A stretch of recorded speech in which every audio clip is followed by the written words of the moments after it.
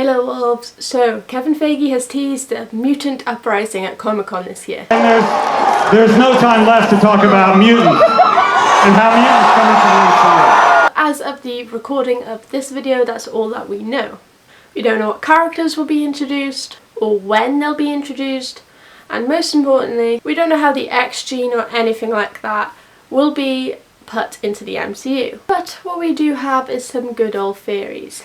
God, you gotta love theories. So if you haven't guessed by now, today's video is all about the many theories on how the X-Men could be brought into the MCU. In no particular order, we have the theory that the snap could have given certain people the mutant gene or just gave them powers. Whether this is Thanos, Hulk or Iron Man's snap, that is up for debate. I also highly doubt that at the time of the snap, any of those three were thinking in the back of their heads, do you know what would be so cool? If we could have mutants, like just normal people with powers. Like, could you imagine one with claws? One that could walk through walls. One that has blue fur. Oh, sorry, I've already wished it. Perhaps the power from the snap itself caused a wave of superhuman people? I don't think this will be the way they're brought in. Nope. Sorry. Kinda under the same category, we have where the destruction of the stones caused mutants or just people having powers. I mean, I guess this is a viable way to bring mutants to an already existing MCU. Thanos destroying the stones still happened. The fact that they went back in time to get the stones is irrelevant because they've still destroyed it in the MCU's current timeline. So this theory is possible. The energy released from the stones could cause a domino effect, much like in Captain Marvel. But there was only Thanos on that planet. There was no one around him. There was no humans around him. Whereas in Captain Marvel, when the stone was destroyed, she was around to absorb the power. So I think it's safe to say that's probably a no. Next up we have the theory that they already exist and are in hiding. Something that the mutants are admittedly used to. The fact that no mutants or people with extraordinary power has been tracked down by S.H.I.E.L.D. or even Nick Fury is highly doubtful to me, unless Nick knew about them and was protecting them. I mean, it wouldn't be the first time.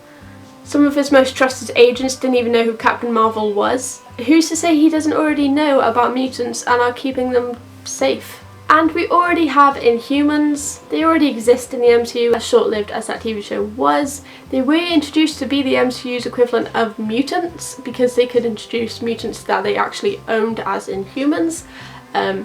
That didn't work out. I guess you could branch off mutants from Inhumans, like a distant relative. Very distant, like so distant that they're not even close to that franchise relative. There are rumours going around that they might reboot the entire Inhumans franchise anyway. I mean, what were those dudes doing at the Battle of Endgame? I mean, if you're going to introduce Miss Marvel, you're going to have Lockjaw. That's the law. Up next we have the theory that mutants were created in a lab, I guess experimented on by Hydra or evil organisations like that. This is of course a highly plausible one. It's kind of how we ended up with Scarlet Witch and Quicksilver. But with the amount of mutants that could be added to the roster, I don't see this as a viable way to introduce them. I mean, you can't expect me to believe that people were being experimented on and given their very own superpowers and no one discovered this. Not Fury, not S.H.I.E.L.D. Not even the police. Hell, Tony Stark was keeping an eye on Spider-Man. How did he not know about this? Sure, some mutants could be added like this, but to have the whole roster added like this is just super silly. Now we come to the most popular theories, the two most popular ones, and the ones that I think are most plausible. So first we have the Scarlet Witch theory, who by the way is underused, but I say that in every video I mention Scarlet Witch in. There is an event in the comics where she mutters 3 simple words. No. She strips the power from her fellow mutants. Who's to say she couldn't grant these powers? She has reality warping magic and she can rewrite reality. I want a House of M as well. I want an evil Wanda. That is my dream. I've seen some edits. I will do a whole video on this, but I've seen some edits where it's the Battle of Endgame, but it's her battling her friends and it looks so good. I'm just like, yes, yes, I want evil Wanda.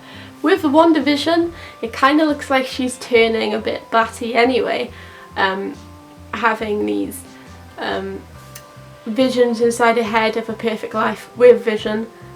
So maybe we will get Eva Wanda. And finally, we have the multiverse theory. That was the smartest sentence I've ever said in my entire life. That is really, really sad. We have established different timelines in the MCU now, thanks to Endgame and Doctor Strange. And with the confirmation of Doctor Strange 2, now that we know that the title of their film is Into the Multiverse of Madness, and Scarlet Witch will be in it. The idea that the X-Men or mutants could already be a part of the MCU, just not in the universe that we know, is not that crazy. The fact that that whole film is going to be a horror film and it's going to explore multiverses, it's not that strange that we might get a Wolverine. Maybe not Wolverine, but you know what I mean. And that's it for today's video. I really hope you enjoyed it. Comment down below how you think they're going to be introduced. Any video suggestions, anything like that, let me know. Give this video a thumbs up if you liked it, thumbs down if you didn't, your opinion. Please subscribe to my channel if you like this video. I do videos like this every single week, and click that bell if you want to be notified when I upload. I have a Twitter, Instagram and Tumblr that you can follow if you really want to. And I will see you next time. Bye little bulbs, bye.